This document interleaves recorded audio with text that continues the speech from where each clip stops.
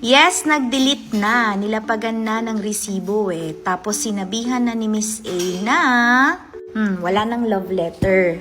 Kasi kung 2023 pa yan, by the way, ito yung ulam natin. Yakiniku beef, shrimp, at saka string beans. Wala na. Tapos na yan. Hindi na kailangan i-brought up pa. 2023 pa yan eh. Titimpla ko ngayon ng matcha latte. Minsan, kailangan mo rin sampulan yung ibang tao na naminihasa, gumawa ng mga kwento, para tumigil na. Kasi, naging generous ka na nga eh. Ilibre mo na nga. Ikaw pa ang gagawa ng kwento. Diba? Lesson yan sa'yo.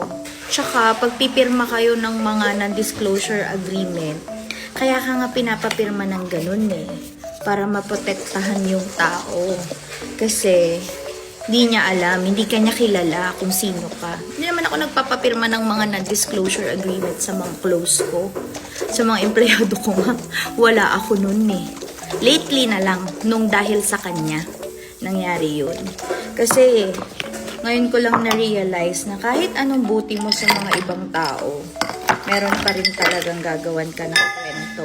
Kasi, wala silang nakuhang pera sa'yo.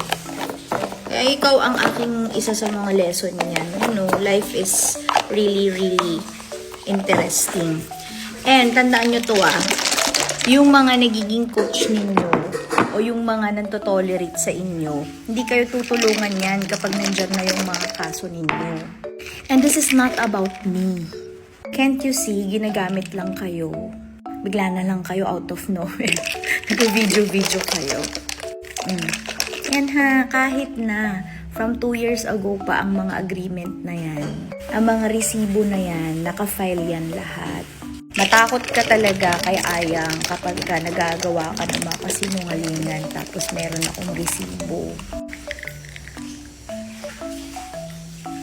Ang sarap ng matcha latte. Kain tayo!